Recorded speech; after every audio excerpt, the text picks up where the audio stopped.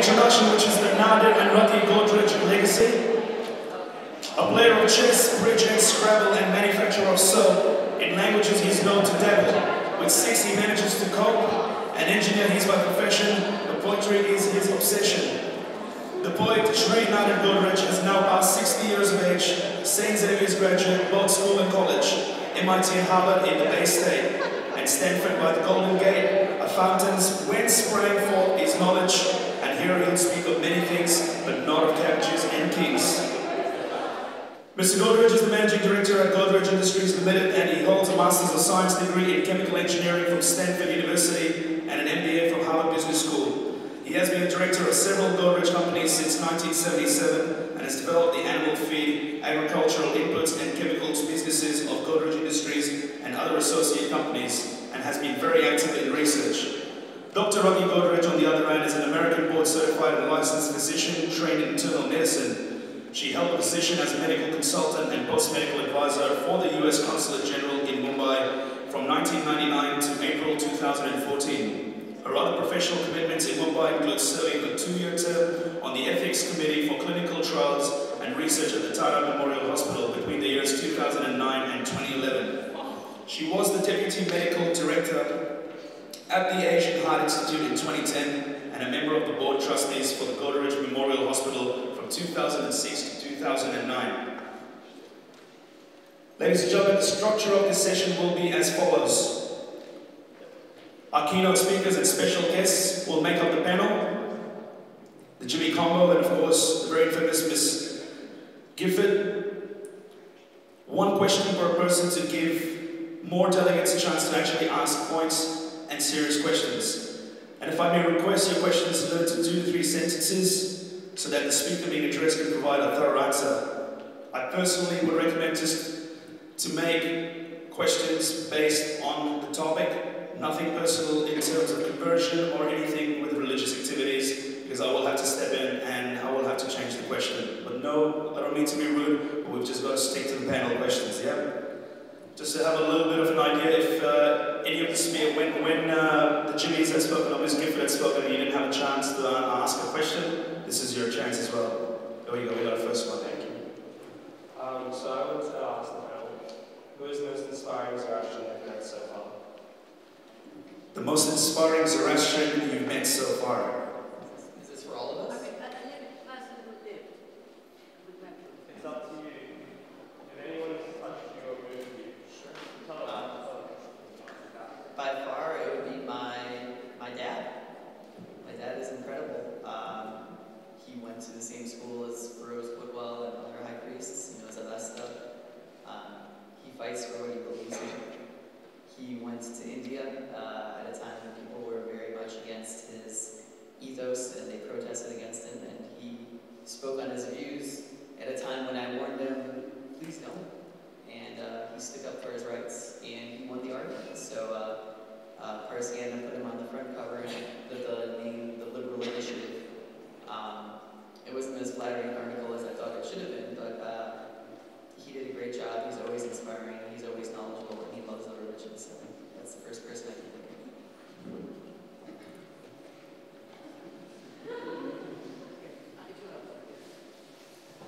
Well, mine is Sohrab Godrej, who's the uncle of Nadir Godrej, and he's my mentor. He was known for starting the World Wildlife Fund, and used to come and stay with us in London every year, and I just loved him. And he actually died with us, and I have to tell you the funniest story. When we took him to hospital, at North Wick Park Hospital in London, in Harrow, the doctor immediately asked Sohrabji, have you taken any alcohol? And he looked at the doctor, and he was in the wheelchair, and he was very ill, and he said, the Mahatma Gandhi asked me to give up drinking, and I gave up drinking for the Mahatma. And he said, I think the last time I had a drink was a vodka with Stalin. And I remember the doctor gave me an old-fashioned look to me and said, who's this loony? And I said, this man is one of the most outstanding industrialists in India, and one of the greatest philanthropists that ever lived. And I have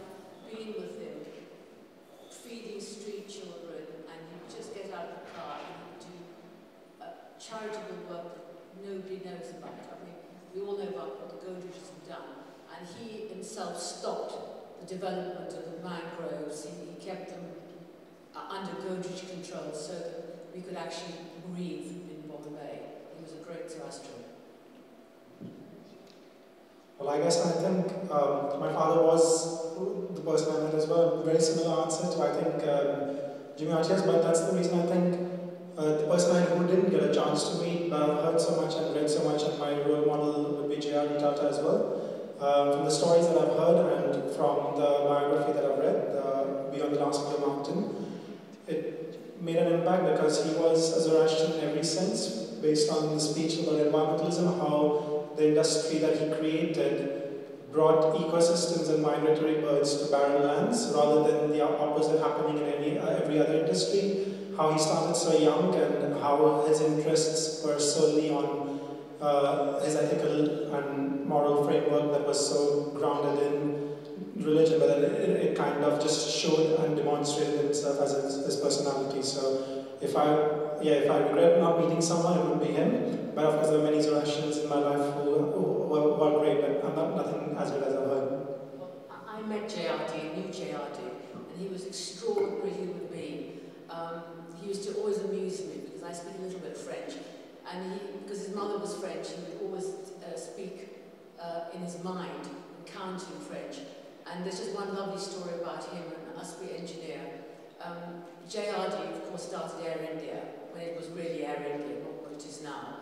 And he wanted to win this flight from Paris to Bombay. And they landed, in those days you had to land in Rome and Egypt and Bombay. And they landed in Egypt, and USP engineer had just a part of the plane missing. I think it was as big as a thumbnail.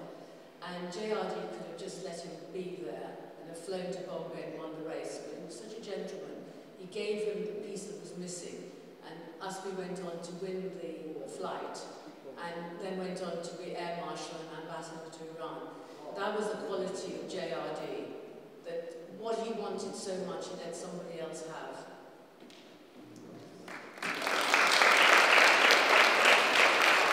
Thank you to the panel. Very inspirational figures of the community. Eddie, what's your next question? Anyone through the back? Are there any individuals or initiatives by any government or any humanitarian cause that make you particularly optimistic about our future?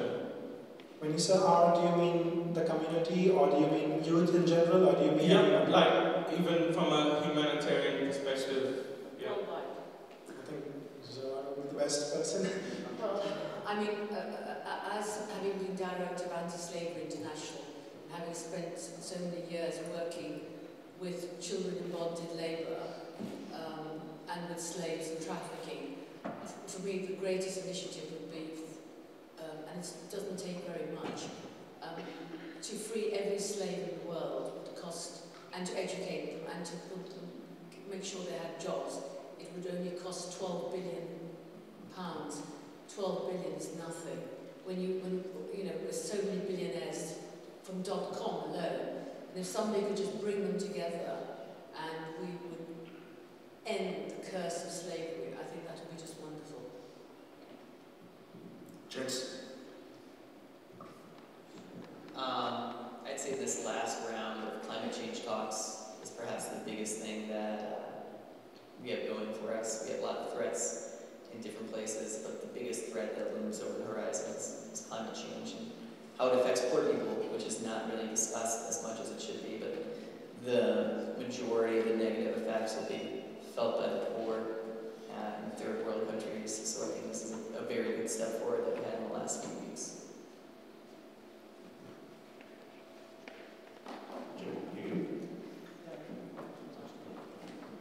Perfect. Just right at the front here.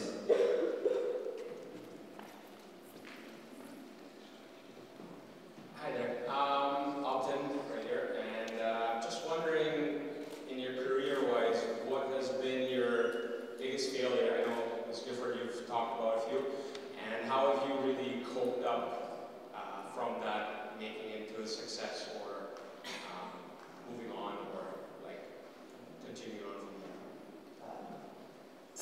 sure. I was horrifically unemployed for about well over a year. I had a job I really loved. It was a contracting job. We lost our contract. And I had to find a way of kind of rebranding and remarketing myself in a way that I could work in an industry that I wanted to work in. And it was a very tough learning experience because all the lessons I learned during it are lessons that I should have learned previously but was too lazy to do it. And just how to approach people, how to network, how to sell yourself.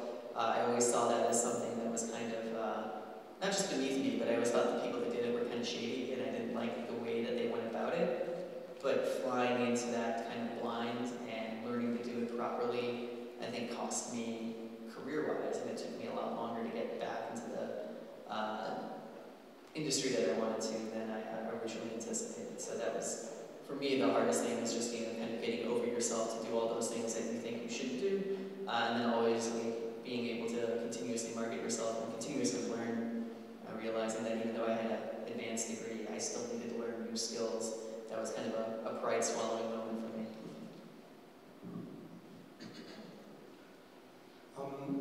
Coming from India, you have the rat race in India, and everything's so competitive. So even if you were the school topper, you end up in college and you sit amongst all the other toppers, and you realize you're such a bad failure. And when I ended up one day getting 0 on 85 on maths in my Indian Institute of Technology exams. Basically, there were lots of entrance exams in India in engineering. And the IITs are the most prestigious institutions in the world, and everyone has this aim because if you come out of IIT, your life is made. Kind of a thing. So you had that. It was ingrained in us, not from my parents, not through any pressure on that side, but it was more like just everyone doing that. And when I didn't get through IIT, I did miserably in maths. I did good in A-levels. I mean, it was good enough for other universities all over the world to accept me, but then funds and all that was a problem. So I considered that as a big failure in my life, not getting into an IIT, failing that entrance exam. But then I just realized Steve Jobs' talk about how you connect the dots going backwards, because what happened then was I just ended up in a small university for the time being, but then all of a sudden an opportunity to go to London came. It was, the University of East London is ranked 105th in the UK, roughly, if people were to believe in rankings. And I said, okay, that's fine, because the course that I wanted to do was exactly that, and rather than waste a whole year learning stuff that I'm not interested in, that's the way we do it in India. We do things that will not really help you much directly into your job. And this degree, which was so easy that I could actually do a part-time job selling ice cream, do priesthood alongside, experience life in its full sense, and then, yeah, my dream of getting into a big university eventually materialized after 3-4 years of experience in the field, and I eventually got into Oxford. So looking back on it, I didn't lose anything. All I had to was just gain, but there were lots of conversations with my conscience and with God, exactly what happened, because I did work hard. It wasn't that I didn't work harder than certain people, and I didn't work smart at that time, but it doesn't matter as long as you keep trying and end up, if you keep your sail in the right direction, I think eventually you will end up going there. That's brilliant. Something to add to the mix, and all three of you are prominent figures in your field. For the delegation out there and for the previous activity you just did in your own profession, if we were to take our professions and our upbringing from the Western world back to our roots to India, how difficult would this be, and what are the challenges do you think we would face if we went there to establish ourselves? So today, if we were to go back to India, taking the Western upbringing and the beliefs, taking it back home to India in our own fields, what do you think would be our challenges, just to summarize it from your experiences? Fighting corruption, fighting people who refuse to be punctual, who think that they can, if they make you wait, they're somehow important, making them realise that they're not important, that everybody's time is important. Clearing up the filth, maybe having one day where everybody goes out into the road and cleans it up, just doesn't worry about that, has some civic pride,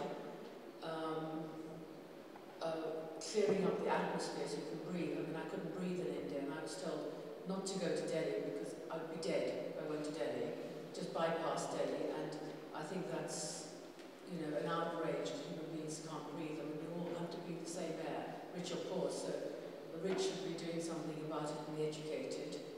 And I hope that we would keep true to our promise we made to India when we arrived in the first place, and would contribute, as we have done, in every field of endeavour, everywhere, just make an impact. And I have to say that, you know, when I used to go campaigning in England, and if I knocked on people's doors, there wasn't a single community that didn't have praise for Zoroastrians among the Indians. They all spoke about some party they knew that had changed their lives and impacted on their lives, and I think that's what we could do. I think we could take all those qualities back.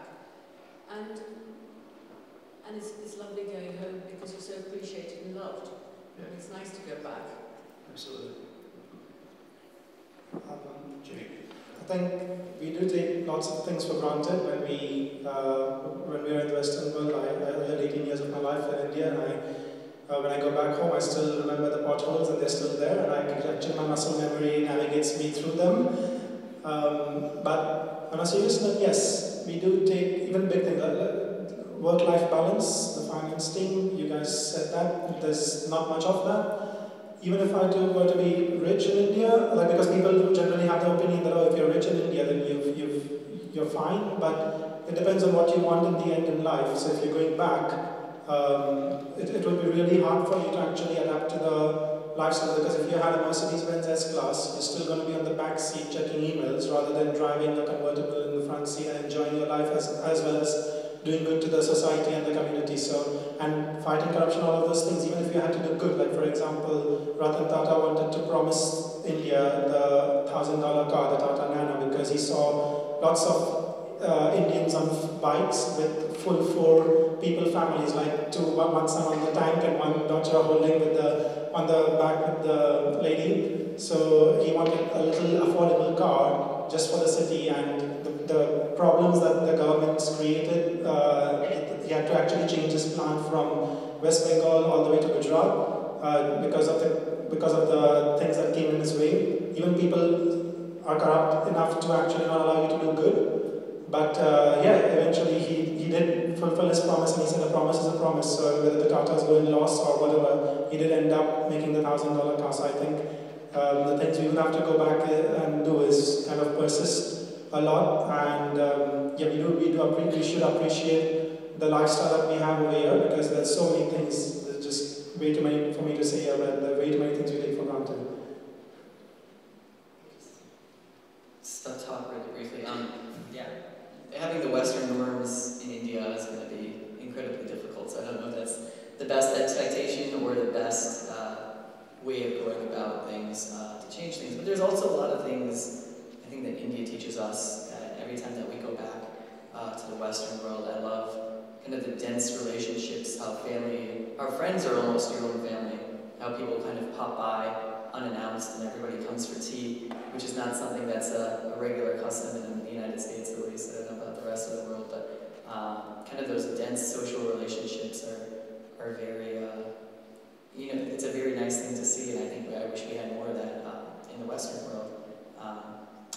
I also want to say, if I could just break the format very quickly with our illustrious MC, probably having the whole audience sitting here listening to us answer questions might be a bit boring, as I can see on the faces of some of you, blank stares and zoning out as it should be. But what I'd really love to know from you guys, since we have so many of you here from all different parts of the world, I would really love to know from a few of you what you really like about our community, our Parsi community, our Zoroastrian community. And if there's one thing you could change, what would it be? And I think that would be just a good way to at least get the ball rolling on some dialogue, and I'd really be interested in hearing some of your answers to that question. Yeah, absolutely. Getting back to the board, anything in terms of social experiment in your daily lives that you'd like to share? When I was in high school, I was interested in like business and stuff like that. And I didn't know I didn't know how to start. And so I got the courage to ask someone who was, I perceived to be pretty rich in our community. I was like, what do you do? And he was just like, come by this location. And for a summer, he just showed me what the CEO of a really large company does as if I was a son. And that was like my first step into that. And that was like the best introduction you could possibly get into business. Just to be a person. Yeah, that's great. Like, how else are you going to get that access? Anyone else? Nobody else likes me, Zarathustra here, or appreciates anything about their religion or the community? Or doesn't like something and would like to hear it?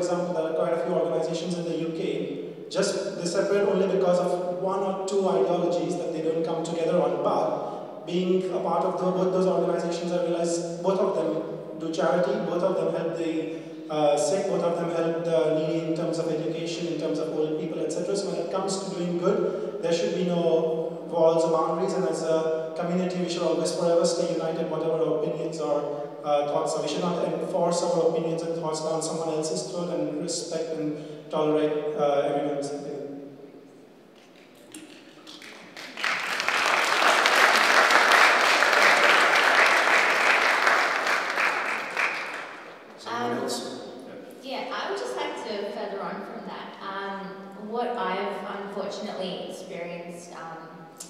In Zoroastrian associations abroad is that there is factionalism happening. So what we might call the conservative thoughts, and the people who have them regarding our religion, and then what we might call new sort of the modern thoughts about how religion should change and adapt and sort of just progress, I guess. And then the people who believe in their respective thoughts about the religion, they sort of separate, and in the one community there is sort of, I guess, war going on, and we're kind of just like, we're fighting with each other basically. But when you really look at it, the things that bind us together as Zoroastrians, they remain the same. And I think that we really need to learn to, or basically just get over those differences. Like, they're probably there in a lot of religions, and change is inevitable as it comes. But I think if Zoroastrians, they really need to stick together and start working towards the same cause.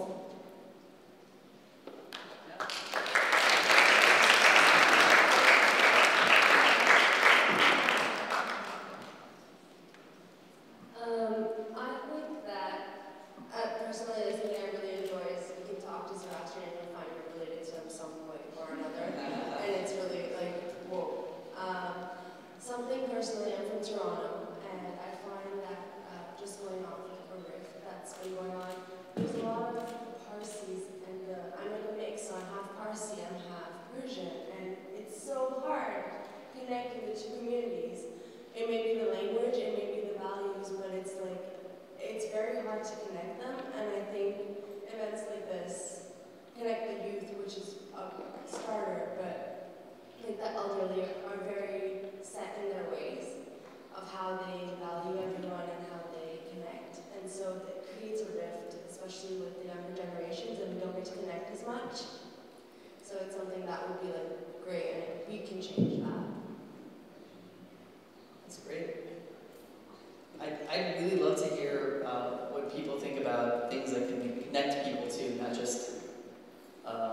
Seinfeldian airing of grievances. But if you guys have ideas on what we can do to connect, that would be fantastic.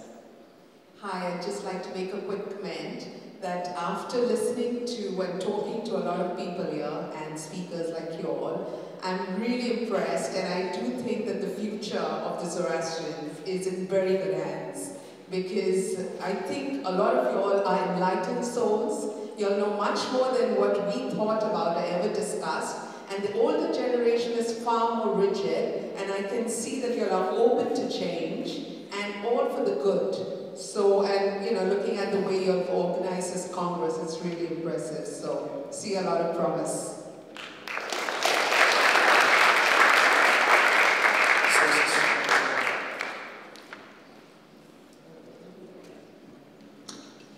So you said something that can connect people together. I've been talking to a lot of people, and a lot of the people from Australia and New Zealand that I've heard don't know that there is a Zoroastrian Olympics. And I'm here to tell everyone, the people who I've heard, that there is a Zoroastrian Olympics. It happens like every 2 years.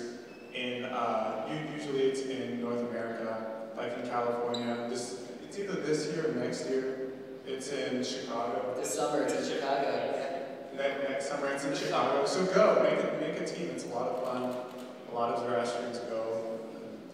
It's cool beans. We can all get together. Guys, have we got any questions or any social issues or anything that you guys would like to clarify that you guys face in the Western world, a challenge or anything, Xerxes? I think it's great that we have this amazing legacy to inspire us, but it's just that it's a legacy. What are we doing to be moving forward, looking and empowering youth? I mean, we've collectively got varsity associations with tremendous wealth. Why aren't we thinking of things like universal scholarships for everyone, empowering education, seed capital, and that sort of thing, to be more proactive and not just, we've done great things, therefore we will continue to do great things. What are we actually proactively doing to contribute to that as a society? Yeah, I think that's great. Why aren't we? I mean, I would love to hear some answers about how we can, and just pick one small part of it. And if it's scholarships, just pick scholarships. Why can't we give more small scholarships to students, or full scholarships, depending on where you're from? College in America is very expensive, so full house scholarships are very tough to do. Yeah. I'm sure we can. I'm sure somebody like Dr. Cyrus Poonawalla would do a Poonawalla scholarship, like a Fulbright, and it would have the same kudos. But somebody's got to initiate it, and somebody's got to follow it through, like they've done for this conference, Tina and the team have done here. So I would challenge you to start doing that, and I'm happy to work with you on it. Yeah, we need more Tinazes, I think. Sorry. We'll have a few clone Tinazes at the end of this Congress, promise you that. Cloning is the right word. Not to go to the legalities of that. Well, I completely, obviously, agree, because opportunity is a very important thing, and for people who don't have an opportunity but have, well, everyone has potential, but when there's no opportunity, that potential does go to waste, so I absolutely see the value in that. I just started working for, I attended a few W's in the committee meetings, and I have seen how the charity thing works, as in how do they give scholarships, etc.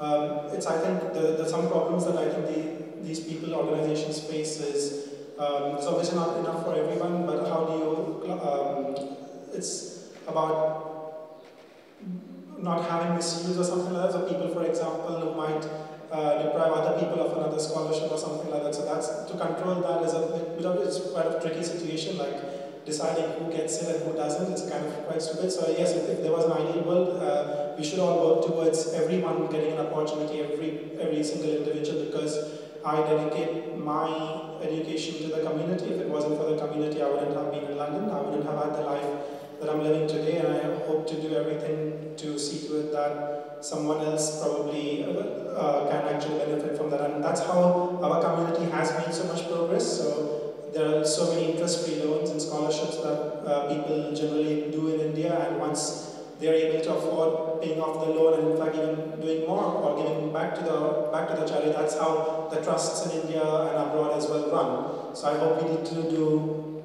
lot more doing that, like, keep that circle and close the circuit so that once you've taken your help and you moved on, just see to it that you don't leave other people behind and just get them up as well. So yeah, I do owe pretty much everything to the community in that sense. Sure. Hi everyone. I come from a family that has orthodox leanings, let's put it. Although I personally tend to lean towards being something liberal. And having experienced both worlds, I feel that neither one of us is going to go the full way. There has to be some sort of middle ground. But I wanted to ask you all your personal opinions. How feasible do you think it would be to kind of make a split, like how there are Catholics and Protestants? Maybe a split between the Orthodox conservatives and the liberals. Do you think that's feasible at all?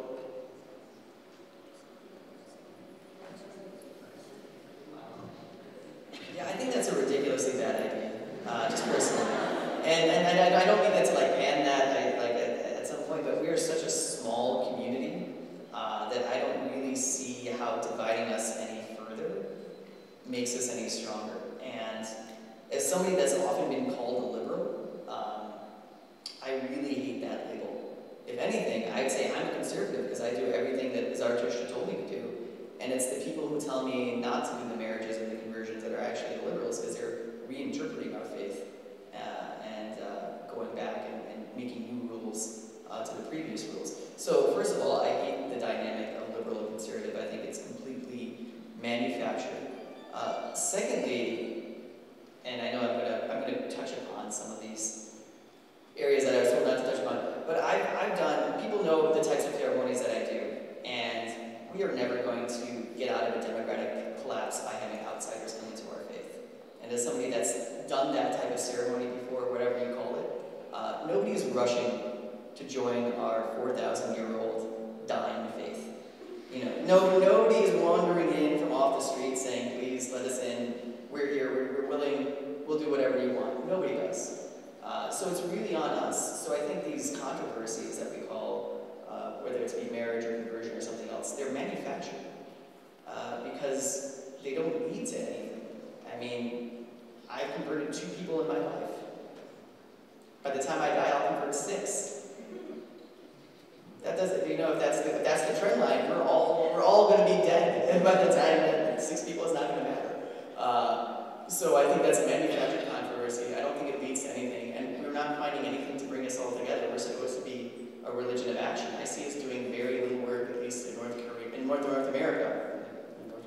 In North America, I don't see us doing any work whatsoever with our non-Zarathustra communities, with our communities that are out there. I don't think we do enough volunteer work. We do enough charity work. We don't link with other religious communities as well as we should. So I think those are opportunities where you can call yourself Orthodox, you can call yourself liberal, but it really doesn't matter at the end of the day. When you're acting for something good, you're all being Zarathustra. I think that's a wonderful answer. Really wonderful. I have to tell you that I am doing work in North Korea and South Korea. At the Asher Centre, we hosted the North Korean ambassador, and the week before that we hosted the South Korean ambassador, and we're working with both of them, and I'm hoping that one of the breakthroughs will be with young people from both of the countries coming to the Asher Centre in England and actually being able to have dialogue. And we've already achieved that with the people from the Balkans, from Serbia, Bosnia, and from Croatia that came, and they were deadly enemies. And some of them were actually putting cigarettes into each other's bodies. They hated each other so much. And by the end of their time at Asher, they were talking about how they could work together in the Balkans, in Albania, and start an Asher Centre. So for me, that is much more important, working with the rest of the world as a Zoroastrian. And I think the answer Jimmy gave was just brilliant, absolutely. Nobody is rushing to become a Zoroastrian. They're fascinated when they meet you. You're usually the only one, and you're sort of, an object of historical interest. But that's about it. I think very briefly, I just, to answer that question, I think if you, again, based on my presentation, if you keep your religion aside from your culture, the way I explained it in a way, so that, because all of the things that you said, define more of practices, like, so I know we do say that they are religious practices, they overlap. But I think again, having factions, it doesn't stop there. So having, for example, if you start with having 3 factions, those factions, because we love the ability to say, because we just love to divide ourselves, even for example, liberals will say, oh, this Jashan is only right if you have 3 prayers, or for example, and then another group will say, oh, Jashan is good when you have 5 prayers, for example, and then they will, so when you stop splitting people. So I think if we actually just learned about the Gathas and the philosophy and keep that completely separate from the way we follow religion in our own way, then there's no need for making groups anymore. We are all Zoroastrians, because I kind of actually am shocked that there are so many Catholic divisions, and they all differentiate. They don't differentiate on Christ's parables. They don't differentiate on what the red letters in the Bible, on what Christ said. They all differ on what does Mass mean, how should Mass be conducted, what should they do. There are some theological concepts that they differ on as well, but then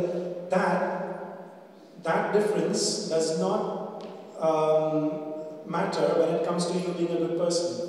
So, I mean, whether I consider, like I said, whether I consider, for example, 4 hours of prayer as good, or you consider 2 hours of prayer as good, that doesn't make us any different when we are both doing good thoughts, words, and deeds. So, yeah, keep your religion separate from the way you practice culture and the way you practice religion. Absolutely.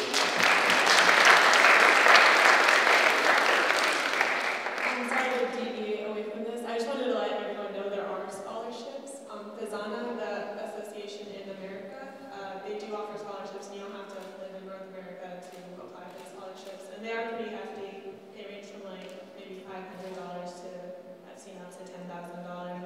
So I think it might be a once-a-year application. I know the application passed in June or something like that, but for next year, you guys remember, just apply.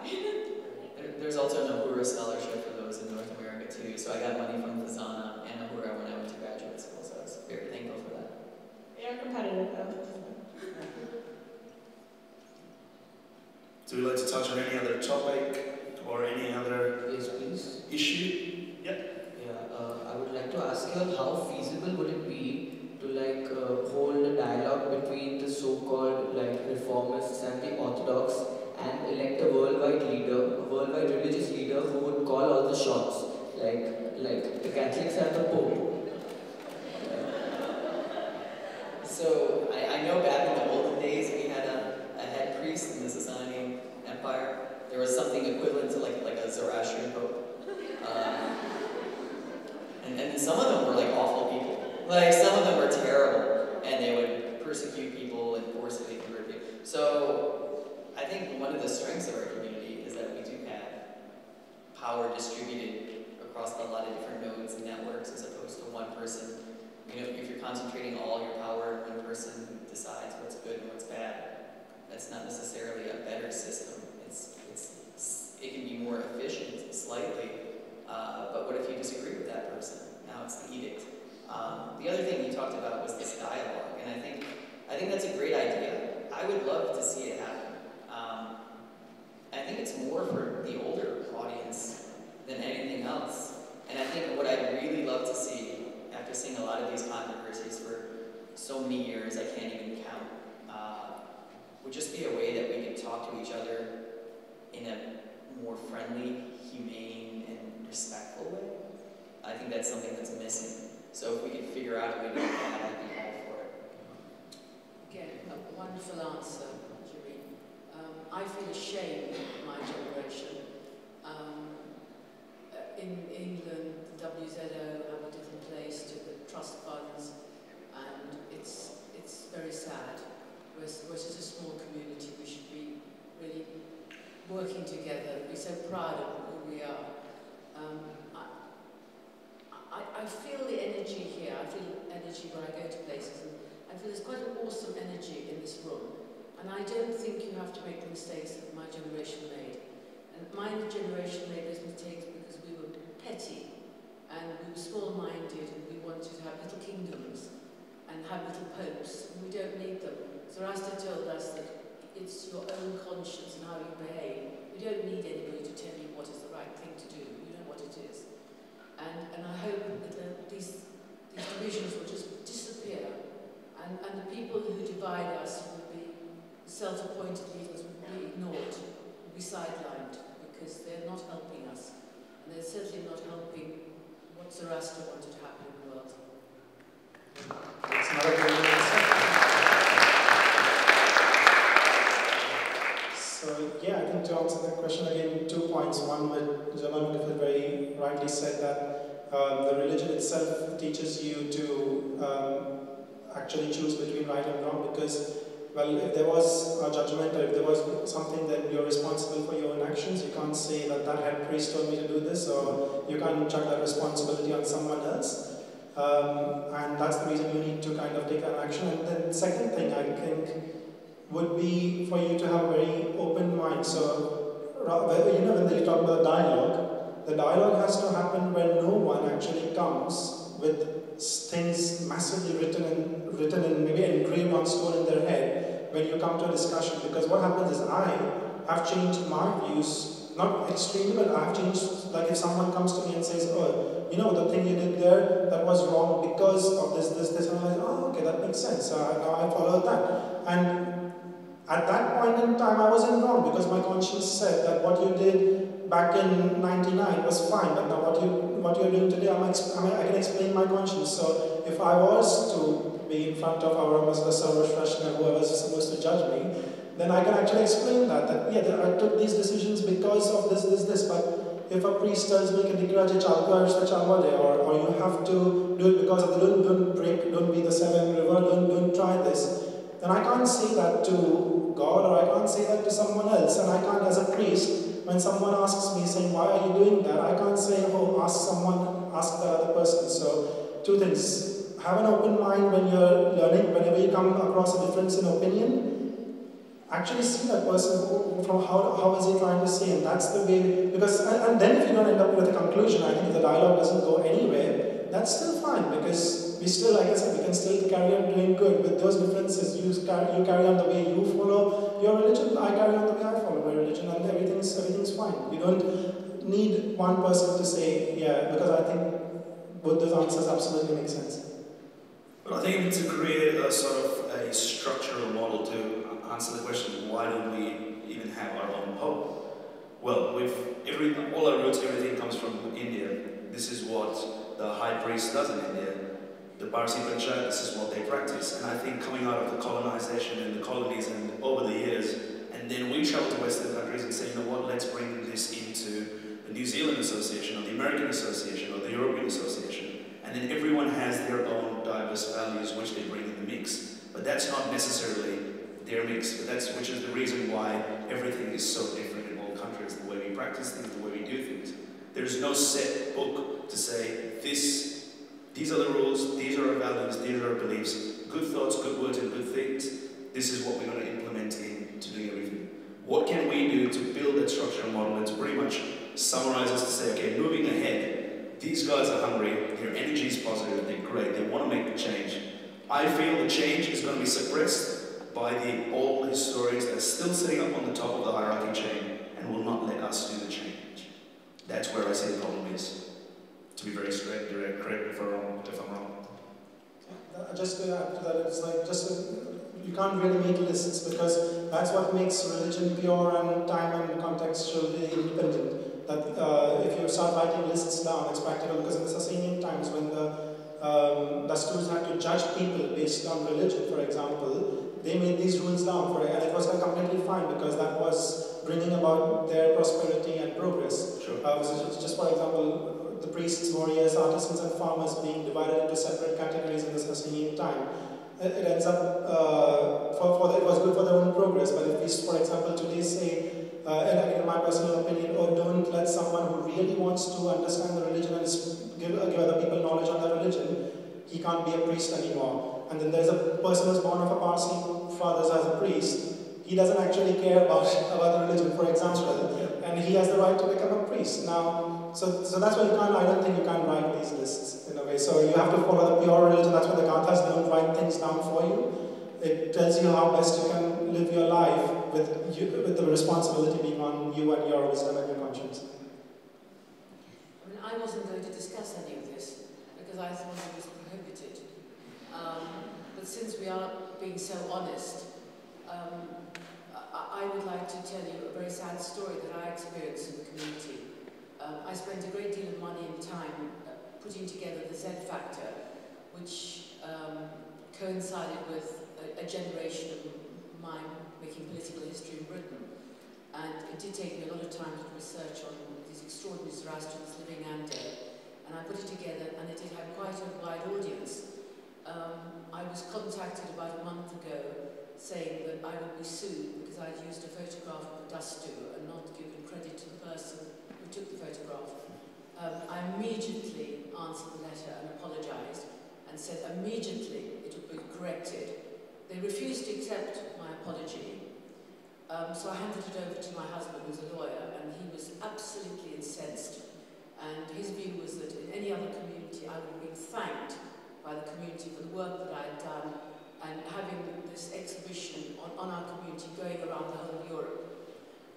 Then we had a correspondence, a legal correspondence going backwards and forwards, just about a photograph of a dust stew. That's all it was a fire. And we asked for their proof that the gentleman, the Zoroastrian, had taken the photograph. And we've now ended up in a stalemate whereby there are 20 sites on the web where this photograph has got no accreditation. Now, if the community can waste time on this kind of nonsense, when somebody agrees that they will accredit the person and gives an official apology and the person doesn't accept it, then that is pathetic. I mean, that is pathetic. And that is what my generation are up to. And I beg you, please, don't follow in our footsteps. I beg you, don't even be party to this kind of nonsense, because it's not worth it. Your energy should be put into changing the world. And my eldest son is an interfaith minister and a lawyer, and works at the Asher Centre, and he got a scholarship to do Zoroastrian studies at SOAS, postgraduate, and he did his thesis, which he got a double first in, showing how Zoroastrianism has influenced Islam. Nobody has used it, but he goes around and the Muslims are absolutely fascinated. And there shows them the connection of where they actually took ideas like 5-day prayers, the words, etc. And I think that's what's really important, that we show people how we've influenced their lives for the better.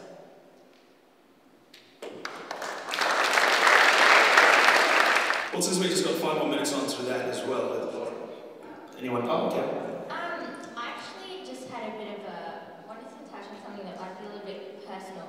Probably applies to a lot of us, with Mrs. Gifford.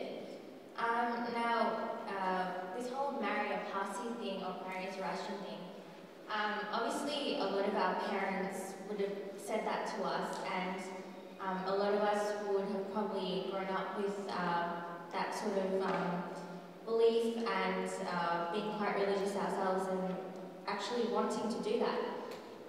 But if the occasion arose where we did happen to, I guess, fall in love with somebody and want to marry somebody outside of the religion, how do you sort of, I guess, assuage your conscience that you're not like betraying your religion or your faith, that you can still be like a good Zoroastrian, and like it shouldn't really matter like who you marry, I guess, in that way, or if my thinking is completely wrong, or...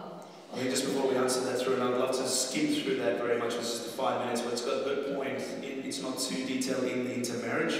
This is probably if you want to skim through. We don't want to take it too detailed into the intermarriage and through, but yeah. My view is that it is much better to marry in your own community. It's easier because you follow the same rituals, the same understanding. There's no doubt. We never had the privilege of having a World Youth Congress where we met other Zoroastrians. I was brought up in England, I never met anybody. I never met a Zoroastrian. I went to India to try and find a Zoroastrian in Iran, and it was a joke. It was a complete and utter joke. I deeply fell in love with my husband. I mean, we've been soulmates for past lifetimes. I was terrified when I married. I was told by my father, you know, you made your bed, you lie on it. And I was ostracized in the community, which hurt me deeply. But I would say, I still think I could stand up and say that the best decision I ever made in my life was marrying my husband. He's empowered me. He's empowered my Zoroastrian beliefs.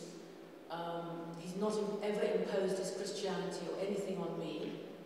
And I would be the happiest woman in the world if he could be converted. He doesn't want to be converted because he just thinks we behave ridiculously. He's embarrassed by our behaviour.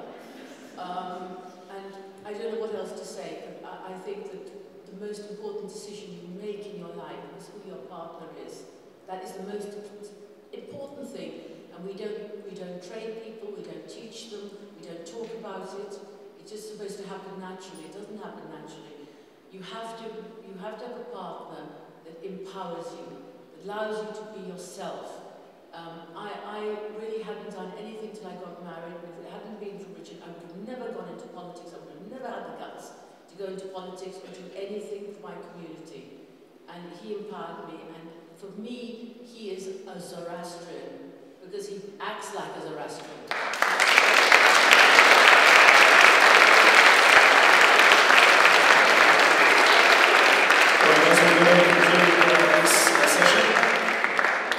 Once again, thank you to our panelists, Jimmy Maran, and of course, Mrs. Gifford. Thank you so much for the session, guys. That brings us to the end of day 2.